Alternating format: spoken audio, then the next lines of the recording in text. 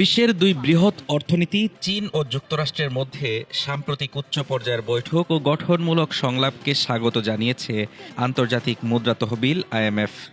সংস্থাটি জানিয়েছে, বেইজিং ও ওয়াশিংটনের এই ইতিবাচক সম্পৃক্ততা কেবল দ্বিপাক্ষিক সম্পর্কের জন্যই নয়, বরং পুরো বৈশ্বিক অর্থনীতির স্থিতিশীলতার জন্য অত্যন্ত জরুরি। মার্কিন প্রেসিডেন্ট ডোনাল্ড ট্রাম্পের চীন সফর শেষ হওয়ার পরপরই আইএমএফের পক্ষ থেকে এমন মূল্যায়ন এলো। বিশ্ব রাজনীতির মঞ্চে দীর্ঘদিনের বাণিজ্য উত্তেজনা আর নানামুখী টানাপোড়েন। তবে সব অনিশ্চয়তা কাটিয়ে সম্প্রতি বেইজিংয়ে মুখোমুখি হলেন বিশ্বের শীর্ষ দুই অর্থনীতির নীতি নির্ধারকেরা।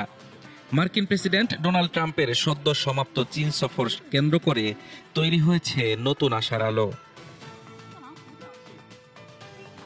বৃহৎ দুই শক্তির এই গঠনমূলক সংলাপকে এবার বড় ইতিবাচক বার্তা হিসেবে দেখছে আন্তর্জাতিক মুদ্রা তহবিল আইএমএফ।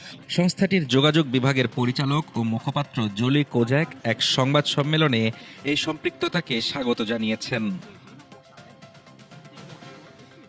আইএমএফ মুখপাত্র জুলি কোজ্যাক জানান, দুই দেশের উচ্চ পর্যায়ের এই যোগাযোগ বৈশ্বিক অর্থনীতির স্থিতিশীলতার জন্য খুবই গুরুত্বপূর্ণ। শীর্ষ দুই অর্থনীতির মধ্যে সর্বোচ্চ পর্যায়ের এই সম্পৃক্ততা আমরা অত্যন্ত জরুরি মনে করি। আইএমএফ মনে করে, ওয়াশিংটন ও বেইজিংয়ের মধ্যকার দীর্ঘদিনের বাণিজ্য উত্তেজনার নেতিবাচক প্রভাব পড়েছে বিশ্ববাজারে। তাই এই দুই পরাশক্তি নিজেদের মধ্যকার অনিশ্চয়তা কমাতে যে পদক্ষেপই নেবে তার সুফল ভোগ করবে পুরো বিশ্ব।